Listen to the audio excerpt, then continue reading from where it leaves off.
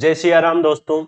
हम पढ़ रहे थे बायोलॉजी और बायोलॉजी में अपना जो चैप्टर चल रहा था कोशिका। किसके बारे में पढ़ रहे थे हम? कोशिका। कोशिका का हमने थोड़ा सा इंट्रोडक्शन पढ़ा था। कोशिका का इंट्रोडक्शन क्या होता है, परिचय क्या होता है, उसके बारे में पढ़ा था।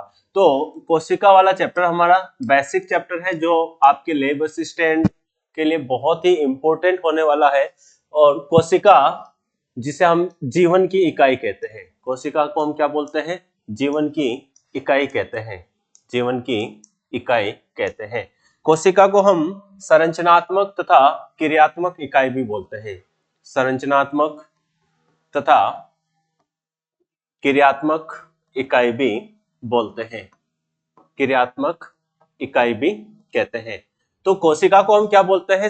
जीवन की संरचनात्मक और क्रियात्मक इकाई कहते हैं, क्योंकि कोई भी जो सजीव होता है, कोई भी जीव जो होता है, चाहे वो इंसान हो, भैंस हो, गाय हो, बकरी हो, घोड़ा हो, कुछ भी हो, जितने भी जीव है वो एक कोशिका से मिलकर बने होते हैं। और जितने भी उसके फंक्शंस होते हैं, जितने भी कार्य होते हैं, चाहे वो मेटाबॉलिज्म रिएक्शन हो, चाहे उपापचय अभिक्रिया हो, कैटाबॉलिज्म हो, वो सारी की सारी जो अभिक्रियाएं होती है वो एक कोशिका के अंदर होती है। तो इस आधार पर हम बोल सकते हैं कि कोशिका जो होती है किसी भी जीव की संरचनात्मक तथा क्रियात्मक इकाई कहते हैं।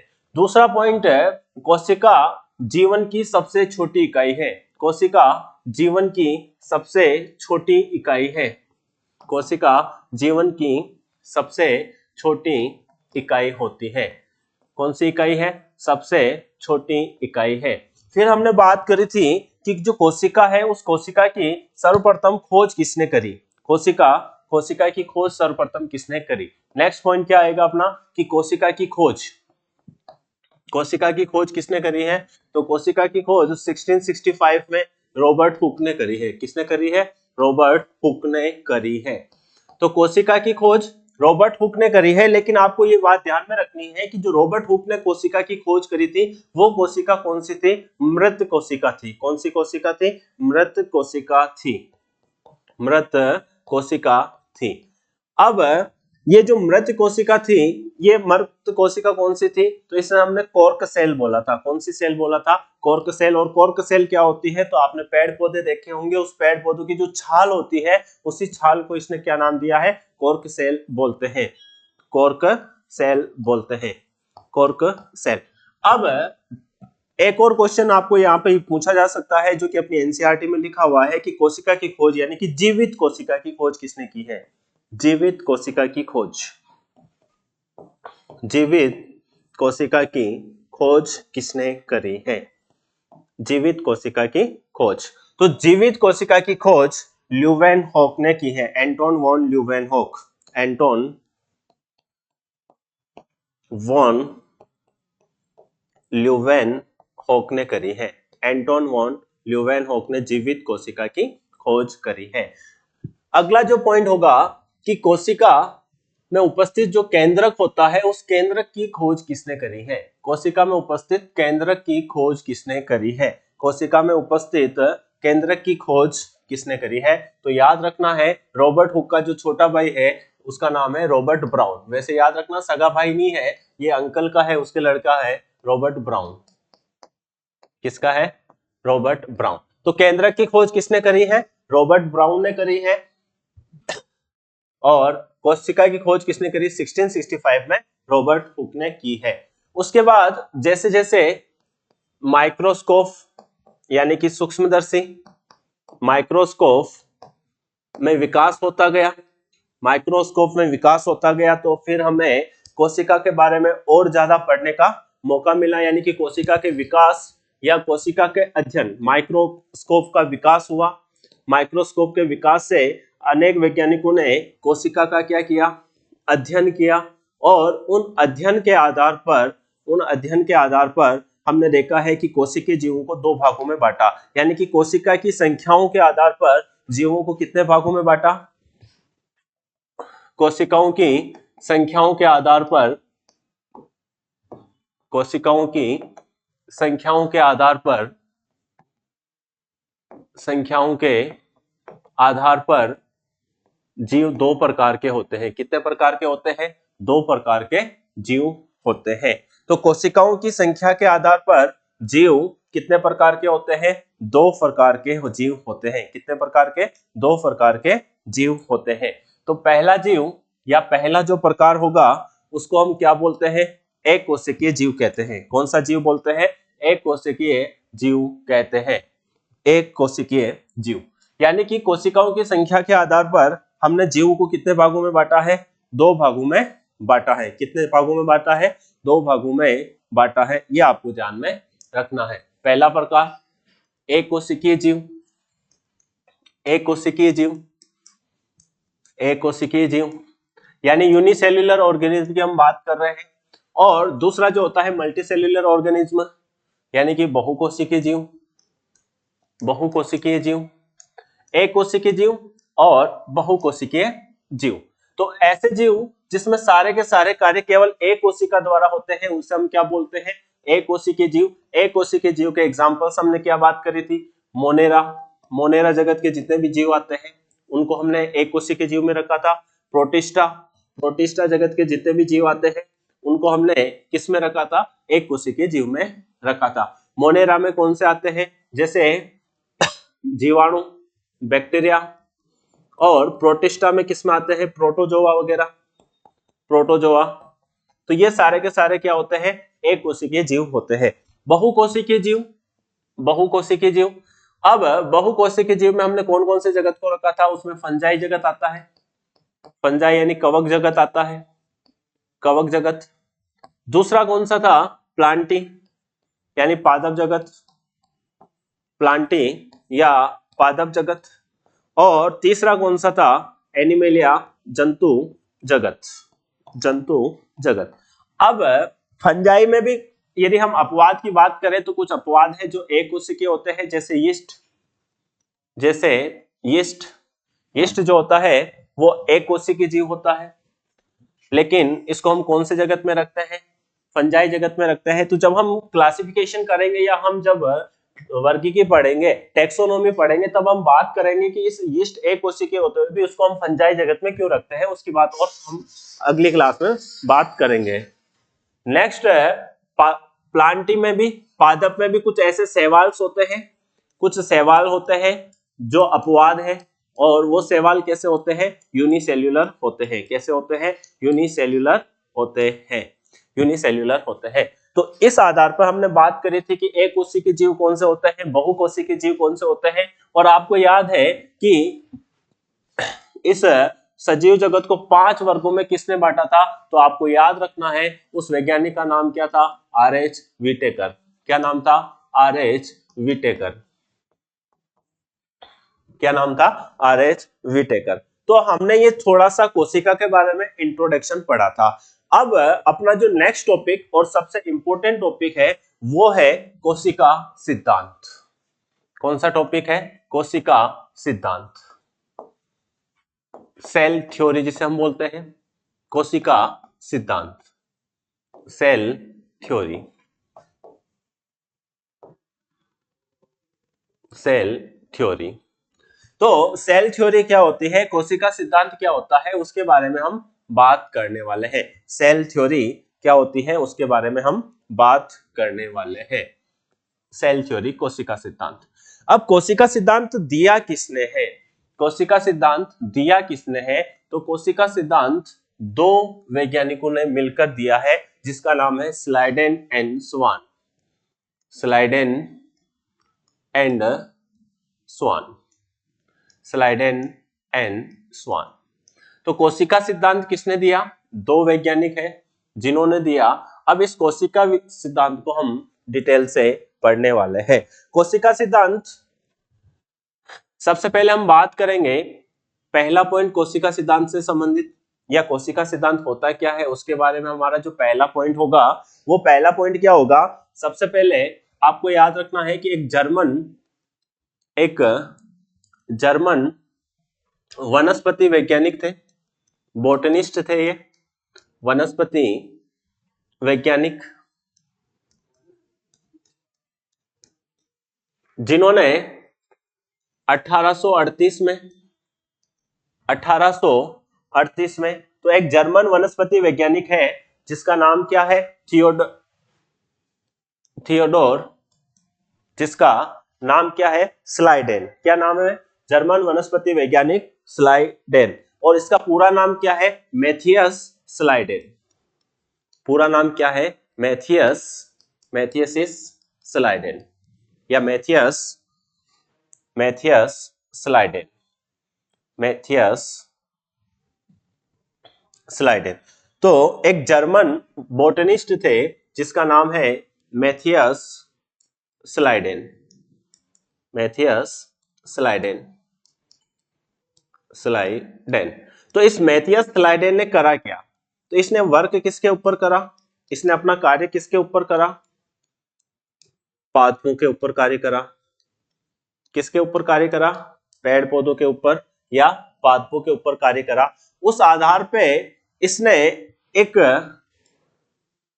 परिकल्पना बताई या एक कल्पना बताई, या इसने कह सकते हैं कि जर्मन वैज्ञानिक जो थे मैथियस स्लाइडेन, उसने एक सबसे इंपॉर्टेंट बात बताई थी। वो ये थी कि जो पादप है वो कोशिका, पादप जो है वो कोशिका तथा उनके उत्पाद से बने होते हैं, उनके उत्पाद से बने होते हैं। तो पहला पॉइंट, जर्मन वनस्पति वैज्ञानिक 1838 में एक बोटनिस्ट है मैथियस स्लाइडेन, जिसने कार्य किस पे किया, पादपों पर कार्य किया। और उसने कहा था कि जो पादप होते हैं वो कोशिका तथा उनके उत्पादों से मिलकर बने होते हैं। किससे मिलकर बने होते हैं, कोशिका तथा उनके उत्पादों से मिलकर बने होते हैं। तो कोशिका तथा उनके उत्पादों से मिलकर कौन बने होते हैं, पादप। ये बात किसने बताई है, मैथियस स्लाइडेन ने बताई है। किसने बताई है, मैथियस स्लाइडेन। अब यहाँ पे जो वर्ड आया है उत्पाद, कोशिका का उत्पाद, इस उत्पाद का अर्थ क्या होता है, इस उत्पाद का अर्थ क्या होता है, यानी कि कोशिका से निकलने वाले, जैसे ये एक कोशिका है, इस कोशिका में क्या उत्पाद निकलते हैं, जैसे आप बोल सकते हो सर एंजाइम, हार्मोन, ये कोशिका के उत्पाद है। तो यदि आप ऐसा सोचते हो तो ये आपका गलत होगा। यहाँ पे हम जिन उत्पाद की बात कर रहे हैं वो एंजाइम या हार्मोन की बात नहीं कर रहे हैं। यानी कि जैसे बहुत सारी कोशिकाएं ऐसे आपस में मिलकर जुड़कर एक संरचना बनाती है, उस संरचना को हम किस नाम से जानते हैं, उत्तक नाम से जानते हैं, टिश्यू नाम से जानते हैं। किस नाम से जानते हैं, टिश्यू नाम से जानते हैं। तो यहाँ पे उत्पाद का अर्थ है टिश्यू। उत्पाद का अर्थ क्या है, टिश्यू है। उत्पाद का अर्थ याद रहेगा आपको, क्या है, टिश्यू। तो पहला पॉइंट क्या था, क्लियर है। अब हम दूसरे पॉइंट की बात करते हैं। किसकी बात करेंगे, दूसरे पॉइंट की बात करते हैं। दूसरा पॉइंट होगा दूसरा पॉइंट 1839, 1839 में 1839 में एक वैज्ञानिक है जिसका नाम था, जो ब्रिटिश थे, कहां के थे, ब्रिटेन के थे, ब्रिटिश वैज्ञानिक थे, ब्रिटिश जूलॉजिस्ट थे, ब्रिटिश प्राणी शास्त्री, ब्रिटिश प्राणी शास्त्री, जिसका नाम था थियोडोर स्वान। क्या नाम था, थियोडोर स्वान, थियोडोर स्वान। तो 1839 में एक दूसरे वैज्ञानिक थे जिसका नाम है थियोडोर स्वान। क्या नाम है, थियोडोर स्वान, जो जूलॉजिस्ट थे। कैसे थे, जूलॉजिस्ट, जूलॉजिस्ट थे। कैसे थे, जूलॉजिस्ट थे। अब इन्होंने कार्य किसके ऊपर किया, इन्होंने कार्य किसके ऊपर किया, तो आपको याद रखना है, इन्होंने कार्य किया जंतु तथा पादप पर। क्या, यस। तो पहले वाले जो वैज्ञानिक थे उन्होंने पेड़ पौधों पर यानी पादपों पर काम किया, और ये एक जूलॉजिस्ट यानी प्राणी शास्त्री होते हुए भी इन्होंने जंतुओं पर काम किया और पादप पर काम किया, यानी जंतु पर भी काम किया, पादप पे भी काम किया, लेकिन फिर भी इसे हम क्या बोलते हैं, जूलॉजिस्ट बोलते हैं। ऐसा क्यों, तो आप इसको ऐसे समझ सकते हो कि ये जूलॉजिस्ट है, यानी कि आपने देखा होगा कि कुछ ऐसे लोग होते हैं जिनका मेन कार्य कुछ और होता है, लेकिन वो हल्का फुल्का टाइम कहीं और बिताते हैं, यानी कि अपना सेकंड ऑप्शन भी रखते हैं। तो उसी तरीके से इसने जो मेन कार्य किया, यानी कि लगभग 100 कार्य किए होंगे, उसमें से 90 से 95 वर्ग किस पे किए हैं इसने, एक्सपेरिमेंट किस पे किया है, जंतु पर किए हैं। थोड़ा बहुत कार्य किस पे किया है इसने, पादपों पर किया है। तो हमें याद रखना है कि इन्होंने कार्य किस किस पे किया है, तो इन्होंने जंतु पे कार्य किया है तथा पादप पे कार्य किया है। अब थियोडोर स्वान ने कुछ परिकल्पनाएं दी हैं, कुछ हाइपोथेसिस दी है, कुछ परिकल्पनाएं दी हैं, और उन परिकल्पनाओं को हमने, या उन परिकल्पना को हम स्वान परिकल्पना कहते हैं। क्या बोलते हैं, स्वान परिकल्पना कहते हैं, स्वान हाइपोथेसिस कहते हैं। क्या बोलते हैं, स्वान हाइपोथेसिस या स्वान परिकल्पना कहते हैं। और स्वान परिकल्पनाओं में 3 बिंदु इंपॉर्टेंट है, या 3 मुख्य बिंदु है।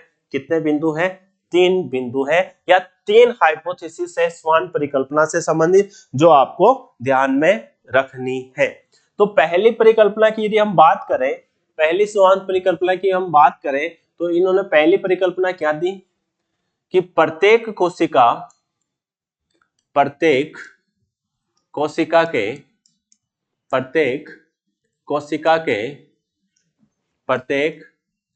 के बाहर की तरफ एक पतला आवरण होता है, जिसे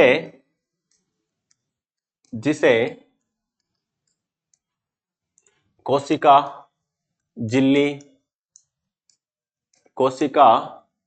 झिल्ली या प्लाज्मा झिल्ली,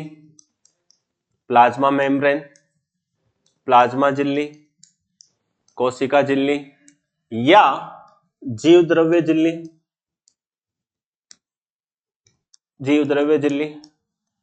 भी कहते हैं।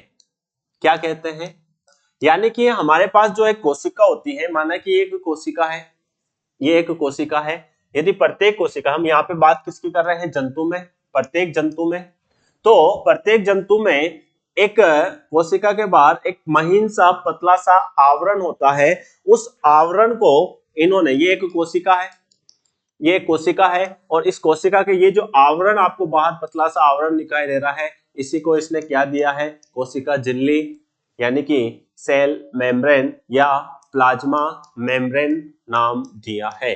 क्या नाम दिया है, प्लाज्मा मेम्ब्रेन नाम दिया है। ये आपको ध्यान में रखना है। दूसरी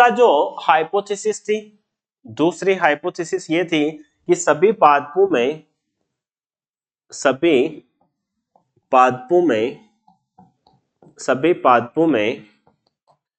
एक विशेष या यूनिक विशेषता पाई जाती है, एक विशेष गुण पाया जाता है, सभी पादपों में एक विशेष गुण पाया जाता है। सभी पादप कोशिकाओं में एक विशेष गुण पाया जाता है। उस विशेष गुण को इन्होंने क्या नाम दिया है, कोशिका भित्ति, सेल वॉल नाम दिया है।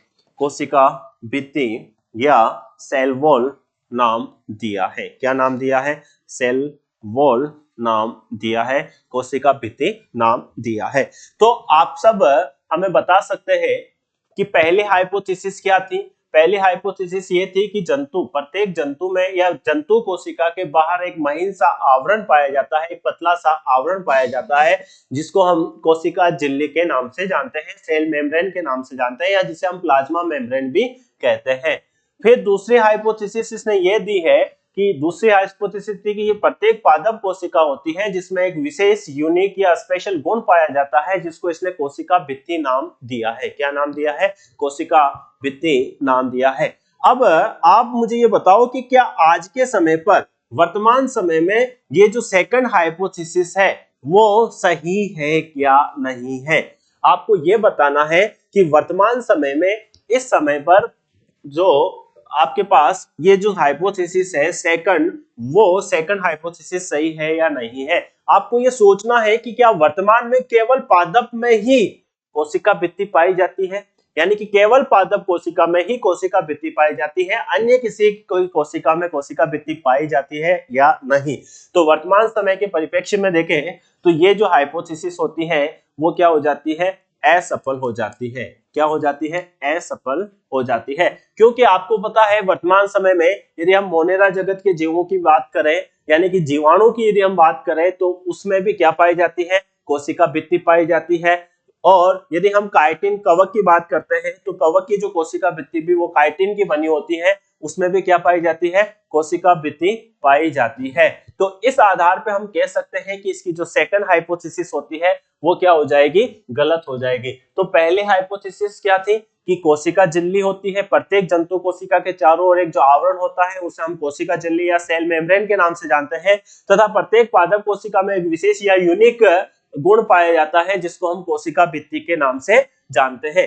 अब यदि हम बात करें तीसरी जो हाइपोथेसिस होगी, उस तीसरी हाइपोथेसिस की यदि हम बात करें तो इन्होंने ये बताया था कि प्रत्येक, तीसरी हाइपोथेसिस क्या होगी, प्रत्येक पादप, प्रत्येक पादप तथा प्रत्येक पादप तथा जंतु का निर्माण, प्रत्येक पादप तथा जंतु का निर्माण कोशिका, कोशिका व कोशिका तथा उनके तथा उसके उत्पाद से होता है, कोशिका तथा उसके उत्पाद से होता है। तो यहाँ पे इसने दोनों के लिए बात करी है कि प्रत्येक पादप तथा जंतु के लिए, प्रत्येक पादप तथा जंतु का जो निर्माण होता है वो कोशिका तथा उसके उत्पाद, यहाँ पे उत्पाद का अर्थ क्या होगा, यहाँ पे उत्पाद का अर्थ क्या होगा, तो आपको याद रखना है क्या होगा बेटा, टिश्यू। क्या होगा, टिश्यू, उत्तक। क्या होगा, उत्तक। तो यहाँ पे उत्पाद का अर्थ क्या हुआ, टिश्यू या उत्तक अर्थ हो गया है। ठीक है, क्लियर। तो पहली हाइपोथेसिस क्या थी, तो सिंपल सी हाइपोथेसिस सेल मेम्ब्रेन के बारे में बताया गया था। दूसरी जो हाइपोथेसिस थी वो क्या थी, तो सेल वॉल के बारे में बताया गया। और तीसरी हाइपोथेसिस, तीसरी परिकल्पना क्या हुई कि तो प्रत्येक जंतु और पादप जो होता है वो उसकी कोशिका तथा उसके उत्पाद से मिलकर बना होता है। ये तीन हाइपोथेसिस हुई। तो पहला पॉइंट हमने किसके बारे में पढ़ा था, जर्मन वैज्ञानिक के बारे में पढ़ा था। दूसरा हमने ब्रिटिश या जूलॉजिस्ट थियोडोर स्वान के बारे में बताया था। अब हम तीसरा पॉइंट पढ़े, थर्ड पॉइंट। यदि कोशिका सिद्धांत के बारे में हम बात करें तो इसका जो थर्ड पॉइंट होगा वो क्या हो जाएगा, थर्ड पॉइंट बहुत इंपॉर्टेंट पॉइंट होगा कि कोशिका सिद्धांत का। अब क्या होगा कि इधर से कहीं घूमते फिरते स्लाइडेन जी बाहर निकले थे और इधर से कोई घूमते फिरते स्वान बाहर निकले थे, दोनों आपस में कहीं पार्क में गार्डन में मिले। तो ऐसी कंडीशन में इन्होंने क्या कहा कि प्रत्येक पादप, प्रत्येक पादप तथा जंतु का निर्माण, प्रत्येक पादप तथा जंतु का निर्माण कोशिकाओं से होता है। किससे होता है, कोशिकाओं से होता है। ये तीसरा इंपॉर्टेंट पॉइंट है, कोशिकाओं से होता है। यानी कि प्रत्येक पादप या प्रत्येक जंतु का जो निर्माण होता है, प्रत्येक पादप तथा प्रत्येक प्राणी का जो निर्माण होता है वो कोशिका सिद्धांत से या कोशिका से होता है। और इसी को मिलाकर हम स्लाइडेन और स्वान का कोशिका सिद्धांत बोलते हैं। इसी को हम क्या बोलते हैं, स्लाइडेन एंड स्वान का कोशिका सिद्धांत कहते हैं। स्लाइडेन एंड कोशिका, स्वान का कोशिका, स्लाइडेन एंड स्वान का कोशिका सिद्धांत कहते हैं। तो स्लाइडेन एंड स्वान का कोशिका सिद्धांत क्या होता है, तो दोनों को मिलाकर हम किसकी बात करते हैं, यानी कि स्लाइडेन के बारे में भी बात करते हैं, स्वान के बारे में भी बात करते हैं, और दोनों को मिलाकर हम क्या बोलते हैं, स्लाइडेन एंड स्वान का कोशिका सिद्धांत कहते हैं। अब आपको नेक्स्ट पॉइंट जो ये याद रखना है कि ये जो कोशिका सिद्धांत था, यानी कि यहाँ पे यदि हम क्वेश्चन की बात करें, क्वेश्चन की बात करते हैं, क्वेश्चन दो क्वेश्चन है। यदि आपसे पूछे कोशिका कोशिका सिद्धांत की परिकल्पना किसने दी? कोशिका सिद्धांत की हाइपोथेसिस परिकल्पना किसने दी? पहला क्वेश्चन तो यह है, परिकल्पना किसने दी।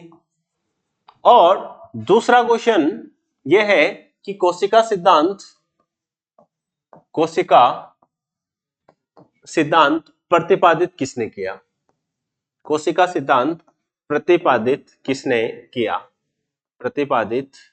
कोशिका सिद्धांत प्रतिपादित किसने किया? कोशिका सिद्धांत प्रतिपादित किसने करा? दो क्वेश्चन है आपके सामने। कितने क्वेश्चन है? दो। कोशिका सिद्धांत की परिकल्पना किसने दी? कोशिका सिद्धांत की परिकल्पना किसने दी है? और दूसरा क्वेश्चन क्या है? कोशिका सिद्धांत प्रतिपादित किसने किया है? तो अभी हमने पढ़ा था कि जो स्वान की परिकल्पनाएं थी उसी को हम क्या बोलते हैं? कोशिका सिद्धांत की परिकल्पनाएं कहते हैं। तो उस आधार पर हम बोलते हैं कोशिका सिद्धांत की जो हाइपोथेसिस है वो किसने दी है? स्वान ने दी है। जबकि कोशिका सिद्धांत प्रतिपादित किसने किया है? तो याद रखना ये स्लाइडेन तथा स्वान ने किया है। स्लाइडेन तथा स्वान ने दोनों ने मिलकर किया। केवल हाइपोथेसिस पूछे तो स्वान होगा, और सिद्धांत प्रतिपादित किसने किया? तो स्लाइडेन तथा स्वान ने किया। कब किया? तो 1838 एंड 39 में, यदि हम बात करते हैं। अब नेक्स्ट पॉइंट, चौथा पॉइंट, कि क्या ये जो सिद्धांत था, ये सिद्धांत जो था, कोशिका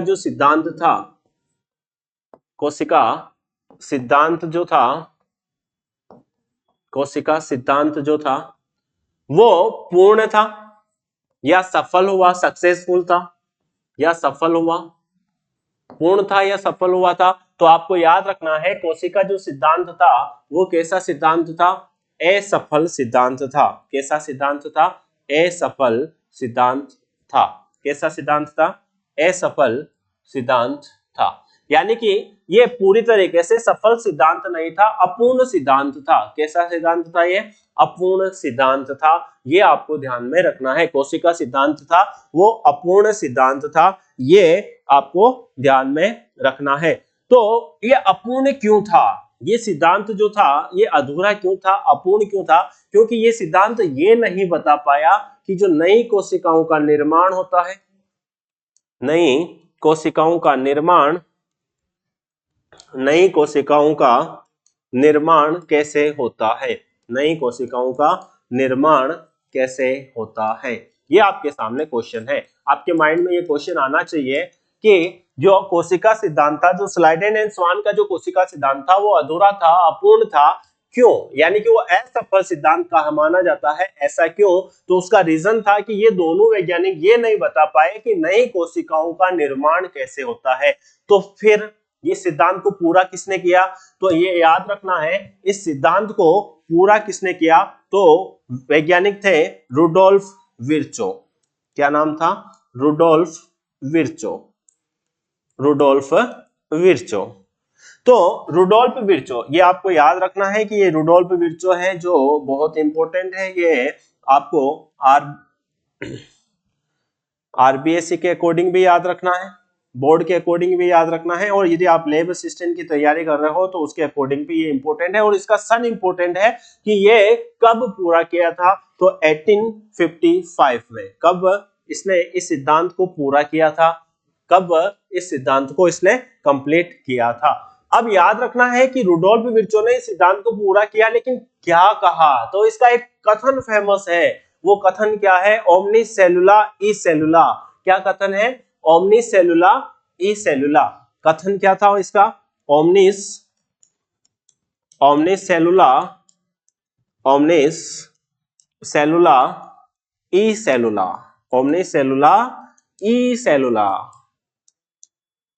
क्या नाम था? ओमनी सेलुला ई सेलुला, ये कथन है। अब इस ओमनी सेलुला ई सेलुला का अर्थ क्या होता है? ओमनी सेलुला ई सेलुला, ओमनी सेलुला ई सेलुला, फलाना सेलुला ई सेलुला, ओमनी सेलुला ई सेलुला, ओमनी सेलुला ई सेलुला। तो ये कथन किसने दिया था? रुडोल्फ विर्चो ने। कब दिया था? 1855 में। और इसका अर्थ क्या होता है, इस कथन का अर्थ क्या होता है, तो बहुत ही आसान अर्थ है। इस कथन का अर्थ क्या होता है, तो सिंपल सा याद रखना है कि इस कथन का अर्थ यह है कि नई कोशिकाओं का निर्माण, चाहे वो कोई भी हो, पादप हो चाहे जंतु हो, उसमें इसका अर्थ होगा नई कोशिकाओं का निर्माण, नई कोशिकाओं का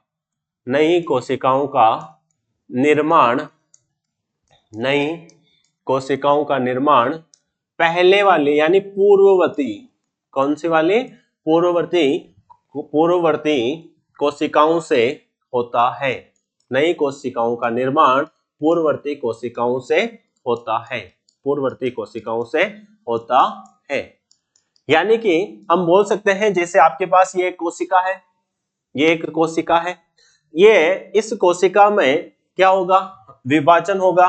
विभाजन होगा तो ये कितनी कोशिकाओं में बट जाएगी, तो छोटी छोटी कोशिकाओं में बट जाएगी। कितनी कोशिकाओं में बट जाएगी, तो छोटी छोटी कोशिकाओं में जाएगी। तो नई कोशिकाओं का निर्माण पूर्ववर्ती, तो ये दोनों क्या हो गई, नई कोशिकाएं, नई कोशिकाएं, नई कोशिकाएं हो गई। और ये कौन सी कोशिका हो गई, पूर्ववर्ती कोशिका हो गई। तो पूर्ववर्ती कोशिकाओं में विभाजन होने से नई कोशिकाओं का निर्माण होता है। और इसी कथन को रुडोल्फ विर्चो ने किस नाम से कैसे बोला था, ओमनी सेलुला ए सेलुला। तो ये कोशिका सिद्धांत के बारे में थोड़ी सी डिटेल थी, यानी कि कोशिका सिद्धांत पूरा अपना कंप्लीट होता है। अब आपके सामने 3 क्वेश्चन है जो आपको खुद करने हैं, खुद करके सोचने हैं। पहला, नवीन कोशिका सिद्धांत किसने दिया, नवीन कोशिका सिद्धांत, नवीन कोशिका सिद्धांत किसने दिया, इसका आंसर आपको बताना है या कल सोच के लाना है। सेकंड पॉइंट हो जाएगा नवीन कोशिका, पहला क्वेश्चन क्या था, नवीन कोशिका सिद्धांत किसने दिया। दूसरा क्वेश्चन क्या हो जाएगा, रूपांतरित कोशिका सिद्धांत, रूपांतरित